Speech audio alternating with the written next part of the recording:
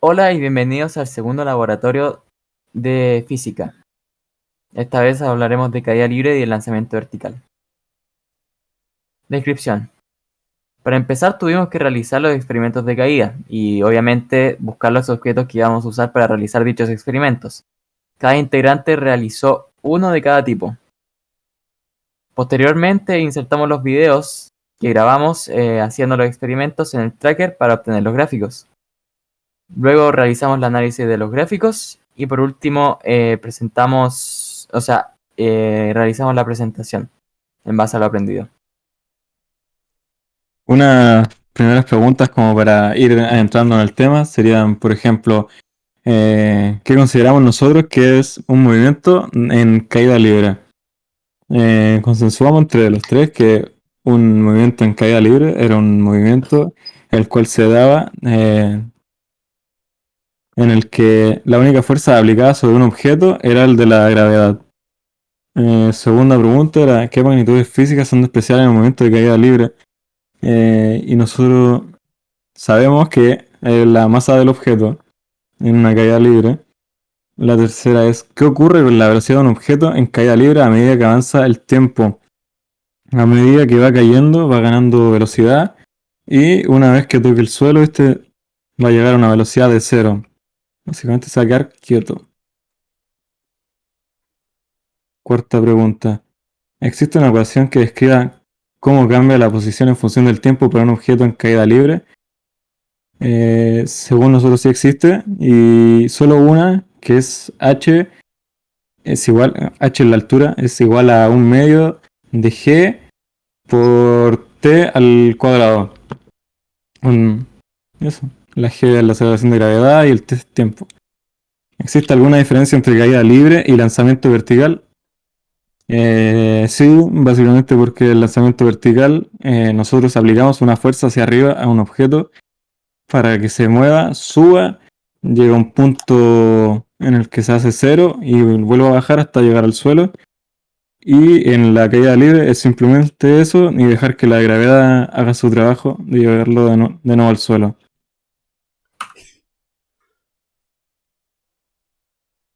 Como se puede apreciar acá en este apartado, estos son los videos utilizados por nosotros en el tracker y son videos correspondientes a caída libre y lanzamiento vertical, hechos por cada uno de nosotros. Y estos son los gráficos que nosotros hemos obtenido en el tracker. Son estos gráficos, estos son los movimientos de caída libre, hechos por, las anteriores eran hechas por mí, estas son hechas por el compañero Nicolás, y estas otras son los del video hechos por el compañero Cristóbal. Ahora sigamos con el lanzamiento vertical. Estas son las gráficas que hemos obtenido finalmente, utilizando también el tracker. Estos son los gráficos obtenidos por mí, por nuestro compañero Nicolás y por nuestro compañero Cristóbal. Y analizando todas las curvas y todos los datos proporcionados por el tracker, no, tuvimos una aceleración promedio de 8.71 metros partidos segundos al cuadrado, lo que correspondría a nuestro valor experimental. Calculando el error relativo porcentual con el valor teórico, que es la aceleración de gravedad terrestre, nos da de resultado que tenemos un 11% de error.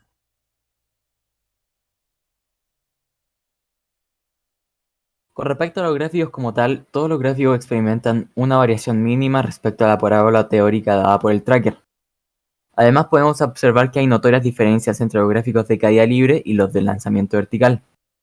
Por ejemplo, en los gráficos del lanzamiento vertical la velocidad en algún punto se vuelve cero, mientras que en el de caída libre la velocidad solo va aumentando hasta que llega al suelo.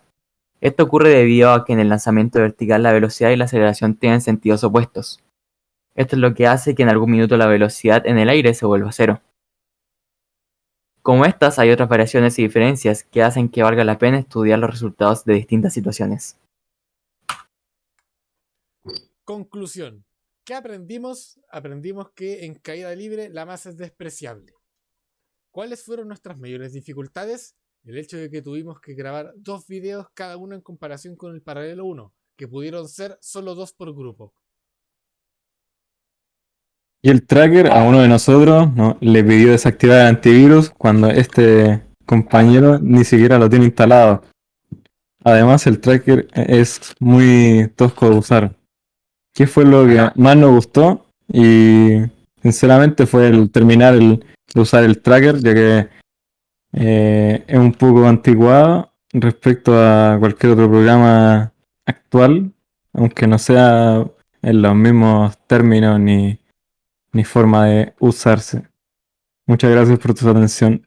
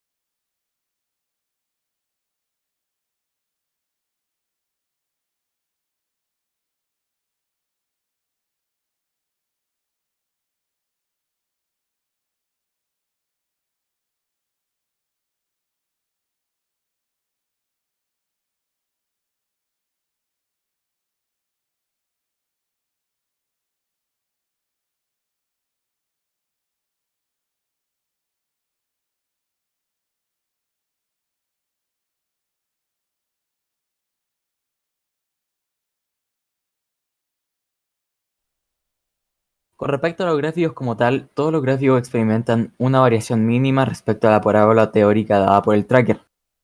Además podemos observar que hay notorias diferencias entre los gráficos de caída libre y los de lanzamiento vertical.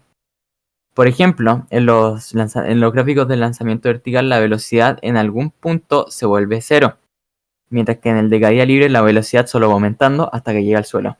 Esto ocurre debido a que en el lanzamiento vertical la velocidad y la aceleración tienen sentidos opuestos. Esto es lo que hace que en algún minuto la velocidad en el aire se vuelva cero. Como estas, hay otras variaciones y diferencias que hacen que valga la pena estudiar los resultados de distintas situaciones.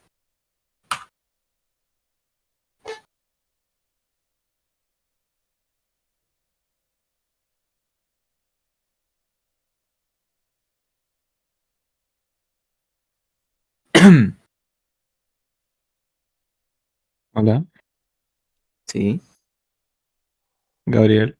Gabriel. ¿Qué? Yo tenía que decir esta weá también. Sí, pues en la primera parte de la conclusión. Espérate. La otra la digo yo. Ah, verdad. Conclusión. ¿Qué aprendimos? Aprendimos lo que es sufrir de verdad utilizando el tracker. Muchas gracias. Ah, y que también aprendimos que en la caída libre la masa es despreciable.